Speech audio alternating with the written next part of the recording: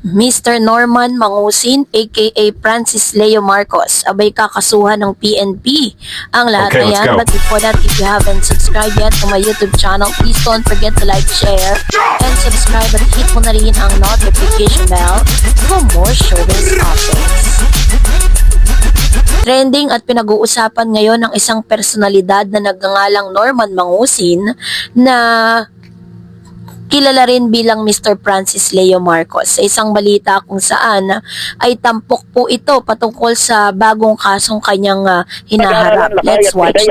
Ng Philippine National Police ang tuluyang kasuhan ang vlogger na si Norman Mangusin alias Francis Leo Marcos. Nakaraang kumalat ng larawan niyang nakasuot ng uniforme ng pulis.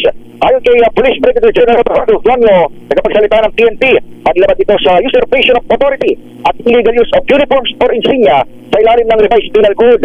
Maaaring man humantong sa pagkakabilanggo ang naturang atraso sa karigma patunayan. Ano ka mo? Maaring humantong sa Pagkakulong. Pagkakabilanggo ulit. kalalabas lang sa Oblo yan, ibabalik ka naman sa Oblo, ha? Di na Sa bagay, namimiss na raw siya ng mga taga Manila City Jail. Ayan.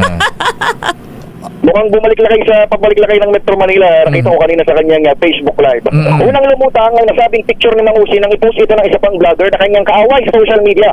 Kinwestiyon ng kabangayan ni Mangusin kung bakit pinahiram siya ng uniforme ng Regional Director ng Cagayan Valley. Hala? Si Police Brigadier General Antonio Maranag Jr. Hala? na umaray malapit niyang kakilala. Hala? Pero itinanggihan ni Mangusin at sinabing kaya niyang hamunin ng suntukan si Maralag bilang patunay na hindi sila nito magkaayos sa magkaibigan. Ang tanongin naman sa Kamkrame, tumanggi na si Tuanyo na patulan pang panghudyok ni Mangusin at iginit na maranatili man ng profesional si Maralag. Gayon din, totoo man o hindi hiram ang uniforme ng PNP. Narindigan si Tuanyo na ang issue rito at ang may pananagutan ay kung sinong nagsuot na walang paintulot ng batas. Pakinggan natin si General Tuanyo. Base po sa initial investigation ng Malpas na Regional Office 2, ang liability ay nasa nasuot ng uniforme, hindi sa lahat. Ang posibleng violation po niya ay ang Revised Penal Code Article 179. Ito po ay ang illegal use of uniforms and insignia.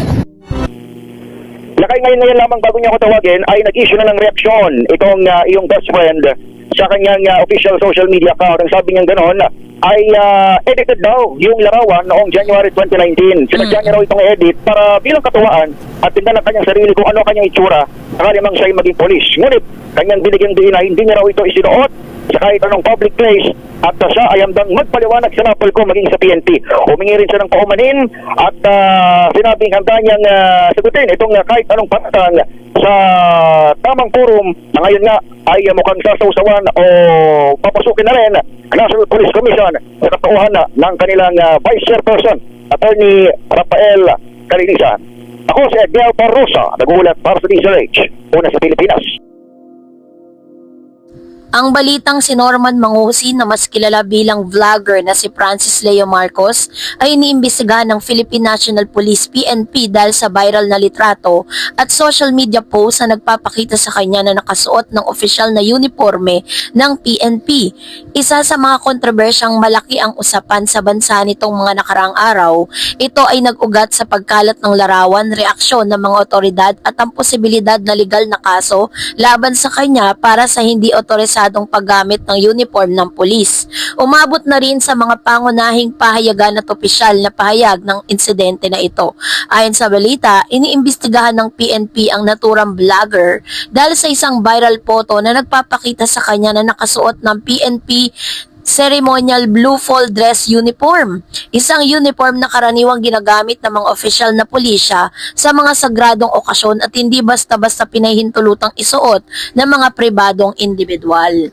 Sa pahayag ni Brigadier General Randolph Tuano, ang opisyal na tagapagsalita ng PNP, ang naturang kaso ay posibleng umabot sa paglabag ng assumption of authority at illegal use of uniforms and insignia na maaaring magresulta sa parusang pagkakakulong sa ilalim ng umiiral na batas sa Revised Penal Code ng Pilipinas.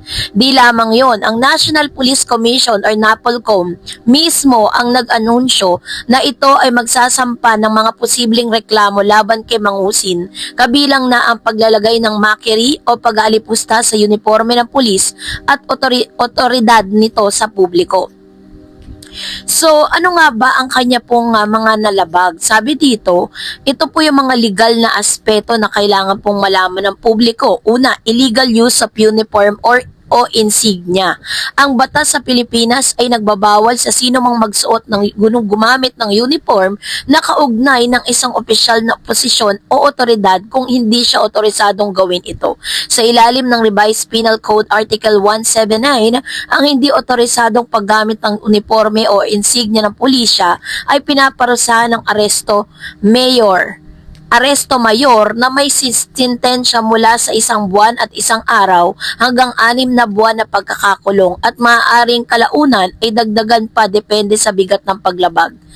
Pangalawa, assumption of authority. Bukod sa illegal use of uniform, may probisyon sa batas na nagrereklamo laban sa mga taong nagpapanggap ng mga otoridad, gaya ng pulis, opisyal na gobyerno upang manlinlang o magpanggap na may kapangyarihan na wala sila. Ito ay mas mabigat na paglabag na maaaring magdulot ng mas matagal na sentensya mula 6 na buwan at 1 araw hanggang 4 na taon at 2 buwan kung mapapatunayan na nag-intento siya magpanggap bilang lehitimong pulis. Ang mga batas na ito ay mismong layuning pangalagaan ng integridad, respeto at tiwala ng publiko sa mga institusyon tulad ng PNP. Kung ang isang pribadong individual ay pinapayagang magsuot ng uniforme ng pulis nang walang pahintulot, maaari itong magdulot ng seryosong kalituhan, pamimilit sa mga mamamayan at potensyal na abuso sa kapangyarihan.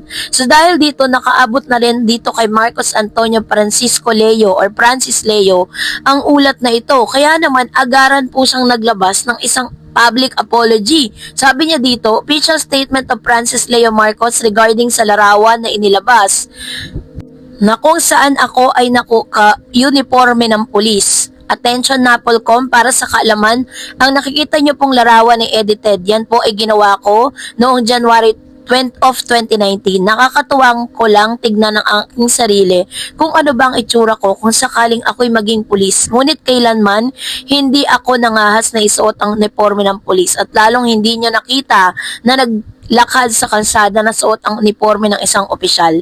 Ni minsan hindi niyo makikita na yan ay aking pinost sa aking social media sa nakalipas na 8 taon. Hanggang sa kalat ng aking basher, kung sa tingin niyo na ako ay may paglabag ng batas. Ako ho ay humihingi ng paumanhin at nakahandang sagutin ng anumang paratang. Ang uniforme na nakikita ninyo po, yan po ay aking pinitsuran habang nakasabit sa manikin sa may-ari at sinubukan kong i-edit gamit ang Adobe Photoshop noong January 24, 2019. Salamat. Edited yan po. Ayan. So yan po yung kanyang paliwanag. Ipinost ito ni Francisco Leo Marcos or Norman Mangusin noong Feb 11, kahapon po ng Wednesday, kung saan ay naglabas po ng statement ang ilan sa mga kapulisan at mga otorisadong tao patungkol po dito po sa aligasyong ito. Ngunit ayon naman po sa PNP sa pahayag ni Chief General Jose Melencio Nartates Jr. ay maaaring nagpapaalala at nagbababala sa publiko na ang uniforme ng pulis ay hindi costume o palabas na pamayagpag ng anumang nilalang o personalidad.